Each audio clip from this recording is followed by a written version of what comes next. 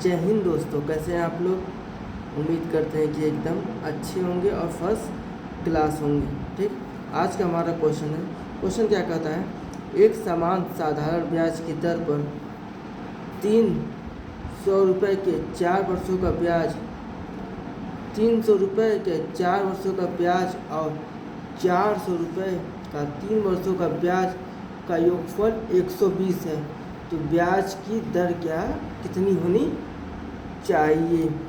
देखिए simple question देखा तो बहुत इजीली है। ठीक है, तो आइए हम इसको एकदम बेसिक तरीके से हम बताते हैं। तो साधारण ब्याज बराबर क्या होता है हमारा, मूलधन दर कितना हमारा नहीं मालूम, ये हमें ज्ञात करना है, तो आर हो जाएगा गुणे, और टाइम कितना है 4 वर्ष बटे में 100 प्लस दूसरा क्या है 400 गुणे आर गुणे 3 और बटे में कितना हो गया 100 बराबर 120। ये इक्वेशन कैसे बना ये आप समझे। तो उसने पहले क्वेश्चन में कह दिया है कि दोनों का योगफल कितना है 120 है। तो हमने दोनों साधारण ब्याज का फार्मूला एक होता है कि मूलधन गुणे दर गुणे ब्याज बराबर मूलधन गुणे दर गुणे समय बटे में 100 प्लस सेम इक्वेशन यहाँ पर भी किया बराबर प्लस करके 120 कर दिया। क्लियर। अब देखिए काट देते हैं, 2 जीरो से 2 जीरो, 2 जीरो से 2 जीरो कट गया, 4 तिहाई 12 आर प्लस 4 तिहाई 12 आर बराबर कितना होगा 120। क्लियर है। 12 12 24 आर बराबर 120, तो आर बराबर हो जाएगा 120 बटे में 24, 24 बचे 120 यानी 5% आया। ठीक है। देखिए एक इस क्वेश्चन को हमने आपको बेसिक तरीके से बताया। अब एक ट्रिकी मेथड हम बताएं, चलिए ठीक। इसमें किसी में दर दिया नहीं, दर पूछा है, ठीक। लेकिन आप यहाँ से देख सकते हैं 4 वर्षों में 3 वर्ष का, तो 4 तिहाई 12 इधर हुआ, और सेम इक्वेशन यहाँ पे है 4 तिहाई 12, 12 12 24 हुआ, ये आप 4 और तिहाई 12 हुआ, 12 12 24, 24 बटे में 120। अब 24 का आर निकाल दीजिए, तो आर की वैल्यू जो निकालेंगे वो हमारा आंसर हो जाएगा। ठीक है, उम्मीद करते हैं कि समझ में आएगा। चलते हैं अगले क्वेश्चन पर।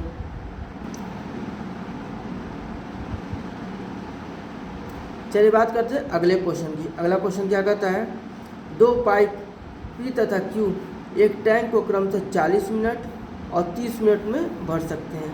ठीक, दोनों पाइप को एक साथ खोला जाता है और 10 मिनट बाद पाइप क्यू को बंद कर दिया जाता है। इसके बाद कितने समय में टैंक भरा जाएगा, या इसके बाद जो पी है उस टैंक को कितने देर में भरेगा। ठीक, ये मान लीजिए सपोज ये टैंक है, यहाँ से पी है, यहाँ से क्यू भरा जा रहा है, पी और क्यू द्वारा भरा जा रहा है। ठीक, तो 10 मिनट पहले क्यू को हटा दिया जाता है यहाँ से, तो अब वो पूरा टैंक तो बेचारा पी भरेगा ना, तो जो पी भरेगा तो कितना समय लेगा, कितना समय एक्स्ट्रा लेगा। ठीक, तो ये हमें बस इस क्वेश्चन में ज्ञात करना है और कुछ नहीं करना है। ठीक, तो ये बताइए, ये 10 मिनट बाद ना, 10 मिनट तक तो दोनों काम किए हैं ना, ये पी और क्यू 10 मिनट तक तो काम किए हैं ना। तो पहले हम ये निकालेंगे कि 10 मिनट तक पी और क्यू का काम कितना है। तो 10 मिनट तक पी और क्यू का काम कितना है, 1 बटे में 40 प्लस 1 बटे में 30 आ गया। यहाँ 10 दिन का काम हो गया, पी और क्यू का निकालिए। ठीक, एलसीएम ले लिए तो 120 आएगा, और 3 और प्लस 4 और गुणे 10 आ गया बराबर 10 गुणे 7 बटे में 120, 0 से 0 कट गया। ठीक, कितना आया हमारा 7 बटे 12 का, 7 बटे 12 का ये 10 दिन में बचा है, इतना काम बचा हुआ है। ठीक, तो अब अब हम ये पता करेंगे कि शेष काम कितना बचा है। तो शेष काम निकालने के लिए 1 - 7 बटे में 12 बराबर 5 बटे में 12, यानी ये अब 5/12 जो आया है आपका, ये आपका शेष काम है, समझे। 5/12 आया जो है ये आपका शेष काम है। तो अब हम 5/12 यदि ये अकेले करता है P तो कितना टाइम लगेगा, ठीक। तो 5/12 ठीक गुणे 40। 40 क्यों आया, 40 आने का रीज़न क्या है, क्योंकि अब वो काम तो P न करेगा, अब वो काम तो P न करेगा, P करेगा कि नहीं हुआ। तो अब हम काट देते हैं, 4×3=12 और 4×10, तो कितना हो गया 50/30, ठीक है। इसको हम भाग देते हैं तो नियर अबाउट 16 मिनट और 2/3 मिनट आएगा, 2/3 मिनट आया ना। अब ये तो 16 मिनट से ऊपर गया, देखिए यहाँ से आप डायरेक्ट आंसर देख लीजिए कि 16 मिनट से ज़्यादा किस में है, ये ऑप्शन नंबर 3 में है, ठीक है। तो हमारा ऑप्शन हो गया, ठीक। अब इसको बेसिक ऐसे आप कर लीजिए, 60 सेकेंड से भाग कर दीजिए, तो 3 दूना 6 आया 40, यानी 16 मिनट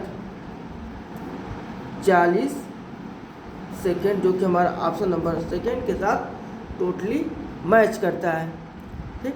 क्वेश्चन समझ में आया, क्वेश्चन में कोई दिक्कत नहीं था, कोई ट्रिक नहीं, बस क्वेश्चन थोड़ा सा घुमाने की कोशिश करता है, जो कि इसमें आपको घूमने की कोई ज़रूरत नहीं है, ठीक। चलिए आज के लिए रहने देते हैं, कल मिलते हैं कुछ बढ़िया क्वेश्चंस के साथ और बढ़िया ट्रिक के साथ, ठीक। धन्यवाद।